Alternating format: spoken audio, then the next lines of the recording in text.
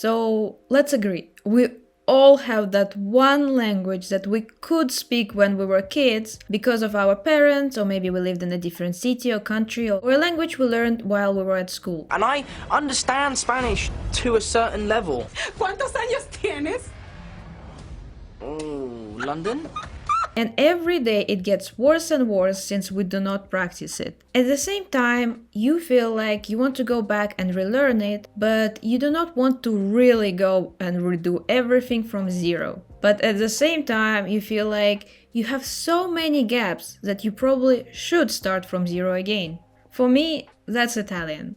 When I finished high school, I did an AP Italian exam and got a 4, which should correspond to B1 or B2 level or something. That was in 2016. I haven't studied Italian since, and I absolutely hate feeling a surge of anxiety when someone starts speaking Italian to me. Oh, and last thing, I saw a video of Language Jones trying to learn Italian in a month, so I thought, how hard can it be for me to get back to a strong B1 within a month?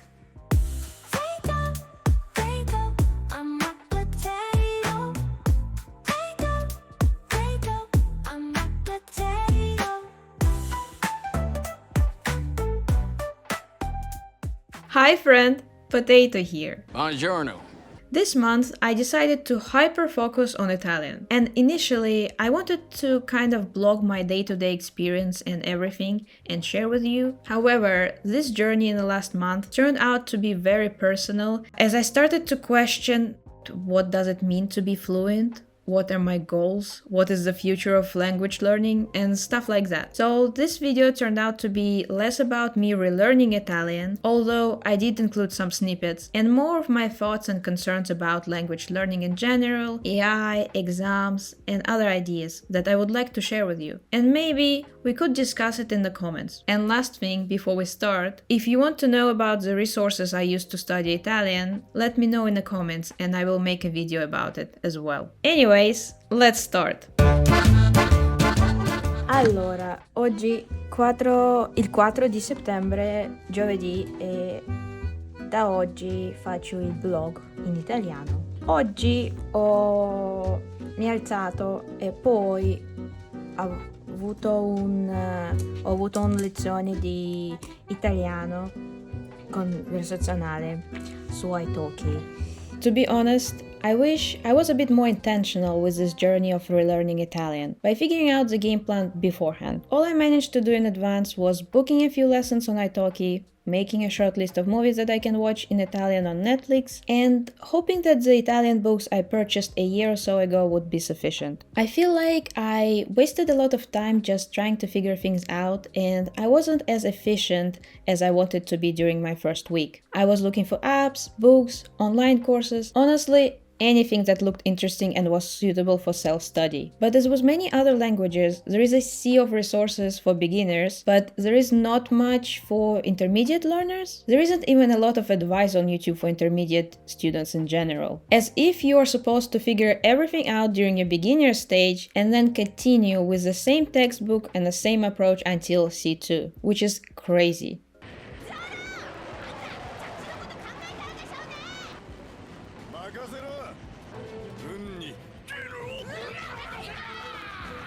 Ho questo libro di grammatica qui si spiega tutta la grammatica di A1, tra A1 a B2, e ho letto un po' di aggettivi e anche ho letto un po' su web di aggettivi su un sito e poi ho iniziato a fare i verbi riflessivi. Having massive gaps in knowledge, mostly grammar, I needed to figure out how to fill them in. There's always two ways to approach this. Either you go all the way back and start from zero, moving quickly and pausing on the things that you don't remember, which would ensure that you do not leave out anything. Or you can estimate your level and start moving forward with it, while simultaneously revising things that come up. With other languages, and probably at some point even with Italian, maybe 7 years ago or so, I tried both methods, and I think they both suck. At least for me. Too boring, too slow, too overwhelming, too challenging. The next best option is always to find a list of necessary grammar for each level and go through the ones you're unsure about. But again, it's very boring, and boring is not good for language learning and retention. A more fun and natural way is to find a decent teacher, explain your situation, and start talking. And as you're talking, the teacher can identify your biggest issues and then help you fix them. And by the next lesson, you have learned or fixed one area, and you can slowly move down to smaller and smaller issues until you fill in all the gaps for your desired level and can start moving forward. It is always more effective and efficient to work on the things that are relevant to you and the way you want to communicate, rather than the things that are just on some random B1 level list. But in this economy, it is not very cost effective to have teacher and have 1,000 lessons. You can try replicating the same experience with AI, where you write things and ask it to correct you, and you see where your major areas of concern are. You can write your diary, or try discussing things you like, or look for prompts or exercises for your CFR level. E anche ho questo libro di grammatica, Advanced Italian Grammar. Qui ho iniziato a anche leggere sugli aggettivi e adverbi. Ho letto 6 pagine in blu e cose che volevo ricordare, e in viola le parole che non lo so. E anche ho fatto un esercizio. And so, bit by bit, I started figuring out what's missing in my Italian by taking level tests that placed me into B1 to upper B1 level, flipping through some textbooks, and talking to teachers, one of which told me that I'm probably somewhere around A2. Did this hurt me? Sometimes maybe good, sometimes maybe shit. Not really.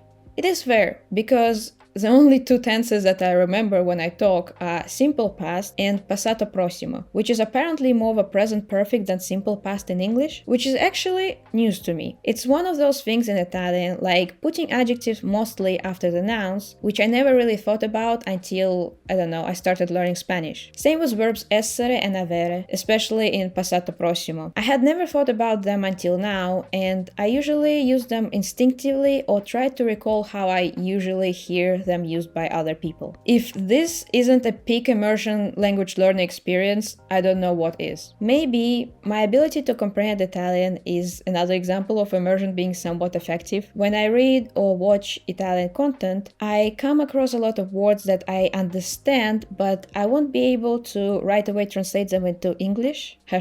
#immersion. The real issue I've noticed with the vocabulary are the cognates. Any language hacker will tell you that cognates are the fast track to hacking a language, but I find them more difficult to remember. For example, when I want to say that I started something, I like to use the verb cominciare, but there is also a verb iniziare. If I see it in text or I hear it, my brain will automatically make connection like iniziare, initiate, start. But when I speak, I would not be able to bring that word up or come up with it. Does it make sense? When I speak, I don't want to constantly keep wondering if there is an Italian equivalent to this English word that I can modify and use. And then I look at iniziare, and I just don't feel like adding it to my vocabulary stack or a list, because I can comprehend it and I don't want to spend any energy trying to memorize it. I don't know, does anyone else have this type of trouble? And at the same time, there are a bunch of words that are not the same as in English, like deluso, pretendere, noioso, and ritardo. And I have this problem especially with the word noioso, which means boring, but because my brain connects it to noisy in English, I find it hard to use when I speak. I need to pause and think about it. Essentially, I find it easier to learn the words that are completely different. Does your language have words that sound similar to English ones but have a completely different meaning? Let me know in the comments. La agenda per oggi è... Voglio controllare un po' di vocabolario di ieri e anche di martedì, e poi voglio leggere quello libro che ho comprato ieri. Sì, così.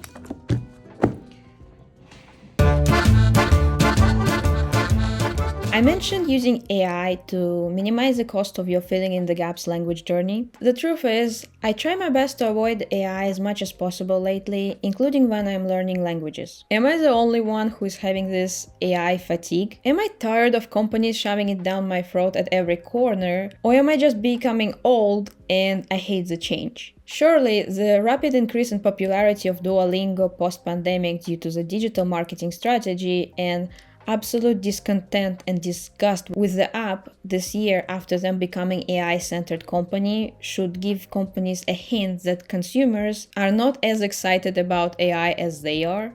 Actually, if you like using apps to supplement your language learning, I really like and recommend Memorize. You can hear and see real people showing emotions and pronouncing words and phrases. It can be a bit cringe at times, but cringe is good. It's a little mushroom, it works! Approved! Cringe is how you learn better and create memories. Cringe is how a nice local Oba-san will help you learn a few words in Kyoto when you try your best to use Japanese to order a bowl of noodles. Konnichiwa! Et A comme A, konnichiwa!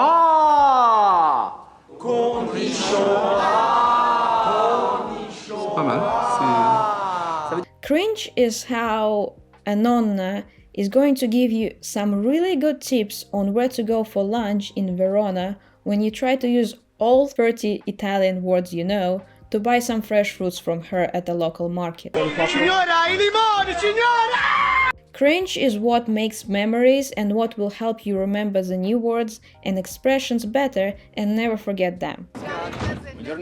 And human interaction and connection is always better than shoving your phone into someone's face when you're traveling and need something. What the hell are you doing? Mi scusi. Trying your best to talk to locals is what makes travel experiences so much better. No! Mi scusi. New AirPods and any technologies that can help accurately translate languages are super cool and very useful when you need to explain something complex or you need help in a foreign hospital. But it all makes us more antisocial and creates even more distance between us as people. And just to circle it back to using AI for language learning, like correcting your grammar, I think ChatGPT today is either have become worse or it always had lacked this flexibility. It can easily correct one sentence at a time, but if you give it a mini essay, it will correct it in a very dry manner. For example, I was writing in Italian something like, "We spent all summer in London last year, but I didn't hate it." And besides correcting other small mistakes, it corrected the second part to "we didn't hate it," which is not really what I meant. And lastly, I cannot not bring this up. Italki completely changing user experience and pushing AI is a crime. If you are an Italki user like me, let me know what you think about it. Not only did they increase the fees for teachers, but now they're heavily promoting their AI tools on every bloody corner. It's like all the language platform CEOs woke up this year and instead of steadily growing their business and making changes that customers want, they decided to flip everyone over so they can increase their profits by 500%. To conclude my AI rant, I think AI should be a choice, not something that is being imposed on us. Like, you know how in many shops you can choose whether you want your receipt printed or emailed to you, or how you can choose to pay something online or set up a direct debit, or you can go to post office and do your business in person. It should be a choice.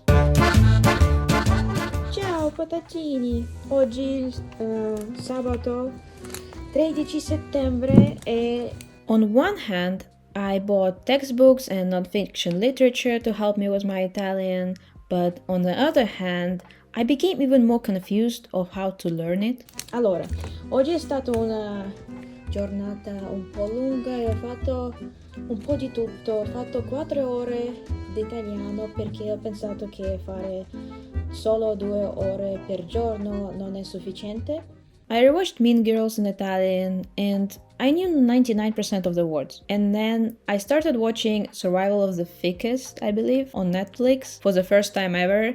And again, I can comprehend 100% of what I'm seeing and what I'm hearing, and I believe I'm comfortable with 95% of the words. And so, how do I even learn it then? Do I just keep consuming content until all these words and phrases stay with me? Or I have to try to drill obvious vocabulary using spaced repetition or something? Ho fatto la rivista dell'imperativo, ho usato questo libro e poi anche questo, ho fatto imperativo qui, dove 63. Mi piace questo libro molto. Le spiegazioni sono buonissime e gli esercizi mi aiutano molto. And since my comprehension was doing great, I found a lot of compassion towards myself when learning grammar. When I'm learning grammar, whether for the first time or I'm revisiting the grammar that was lost on me, I don't stress too much or force myself to learn or understand it on the first go. If I'm reading it and I'm just not getting it for whatever reason, it's okay. I just close it and get on with other stuff. 9 times out of 10, when I do this and come back to the same information in a day or two, I find it that on a second try, I do not have any issues understanding it. Poi anche ho fatto un po' di pronomi con questo libro. Non mi piace questo libro troppo, ma va bene, ci sono tantissimi esercizi. Yet, at the same time, I think I'm developing trust issues with the language.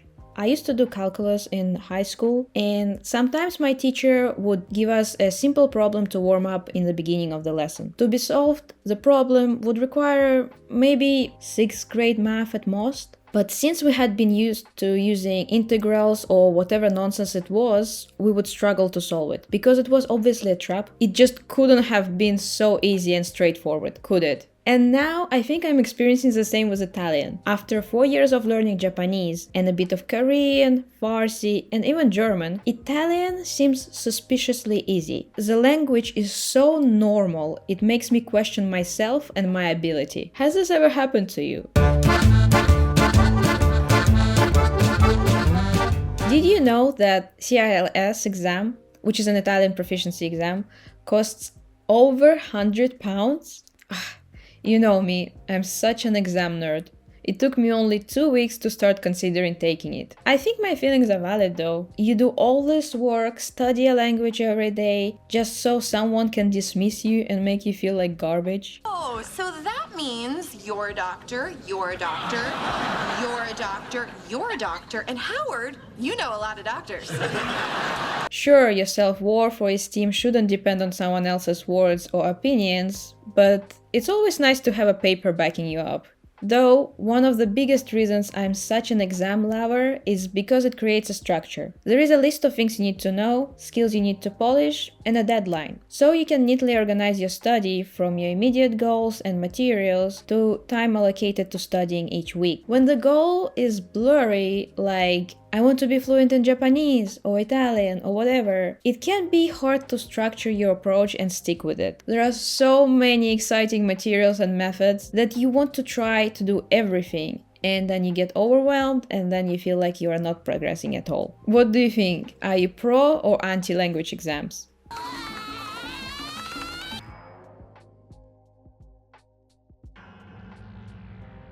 So recently, JLPT, which is a Japanese exam, decided that they will add CRF level next to JLPT level so people can understand the levels better, which is a bit complicated because the exam structure is different and the skills you are tested on are different. Nevertheless, let's have a look. I guess the first interesting thing that you might notice is that there is no C2 level, and then almost each JLPT level is split in half. I passed the N3 exam twice already, and I got 131 the first time, and then I got 163 points, which apparently puts me into B1 category. For Italian B1, I need to know between 2,000 and 3,000 vocabulary words. For JLPT and 3, I need to know over 3,700 words plus 650 kanji. You see where the problem is?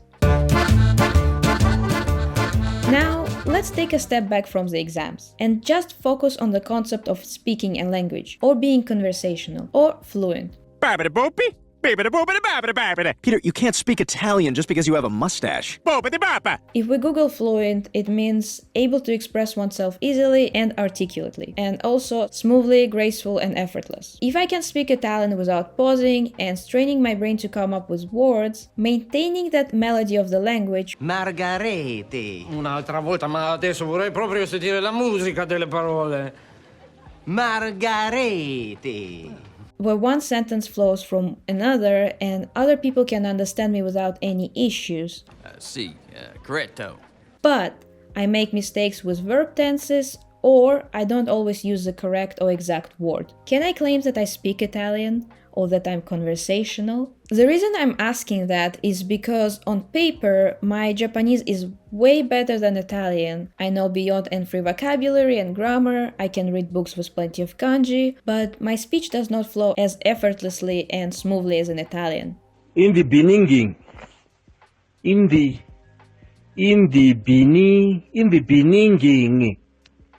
Yeah. So, when can someone truly say that they are fluent, or at least claim that they can speak a language? Because even a term native-like fluency is BS. Hello, Monsieur Président. Hello. Do we say un ou une silicone? Un silicone. It is incorrect. It is merde. une silicone. Do we say un ou une termite? Une termite. Un termite. Oh merde. As usually, native speakers don't bother speaking proper English or using proper grammar as much as people learning English as a second language, unless they work in academics or something. So, when it comes to language learning and aiming for fluency, what is actually the goal? Is it to be able to understand others or to be understood by others? Or is it simply to show off to other language learners? Looking back at the way I was taught languages, especially Italian, So my name is Gladys, and I'm glad to meet you. oh boy, where do I even begin?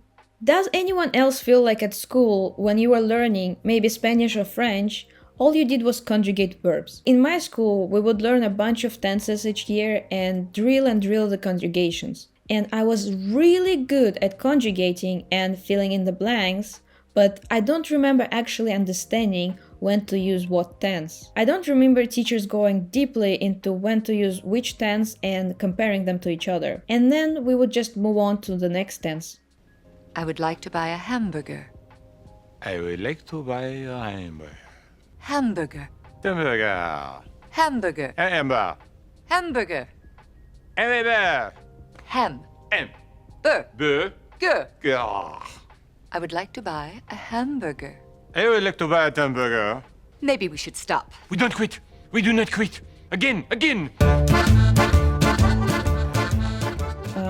It's already the 4th week of me revisiting Italian, and I just don't feel like I'm learning or moving forward. And it's not like the intermediate plateau everyone is talking about. It's me repairing the foundation or the attic or floor that's leaking. Yes, I'm learning new vocabulary and I pay more attention to the grammar when I speak and I can catch myself when I make mistakes, but it feels so boring and as if I'm just on the same spot every day, as I'm not learning anything exciting or revolutionary. Yes, it's nice to get those "oh, so that's how it's supposed to be used" moments now and then, but very unexciting overall, if I'm being honest. Technically, there are 2 more days of September left, but my head is already thinking about what I should do next, which is probably going back to learning 2 or 3 languages at the same time. So, shall we reflect and make plans for the future? To answer the initial question of how hard is it for me to get to B1 in a month, I would say medium hard? You got into Harvard Law? What, like it's hard? Obviously, I didn't manage to do it for various reasons, but I think if I had created a plan in advance, sourced all the materials, dedicated 4 hours a day or so, and my mental health wasn't so mental this month, I have no doubt I would have been able to catapult my Italian from wherever I was to a solid B1. Going forward, I want to keep refining my Italian and actually try to speak to more people when I visit the country. Bravo. I also would like to finish all these books by the end of this year. I don't know how realistic this is, considering that I want to do no more than 4 hours of Italian per week. And I also recently remembered that I really enjoy playing chess. I also would like to learn how to play Go. So let's see. Books aside, this month I created a big Word doc with loads of vocabulary and grammar questions, and I would like to slowly go over it and retain all the information. And I want to go over all the notes I got from 12 italki lessons I did this month. Although it was interesting to dedicate all my time and heart to one language for 30 days, I am ready to go back to learning languages based on the vibe and how I feel at the moment. Mozzarella! Well, this is probably the longest video I've made so far. A lot of thoughts, a lot of questions. Please share your thoughts about AI, exams, fluency, and your language learning experiences. I really want to hear what you think. And once again, if you would like a video about the resources I used for Italian, let me know. Please like, subscribe, and bye!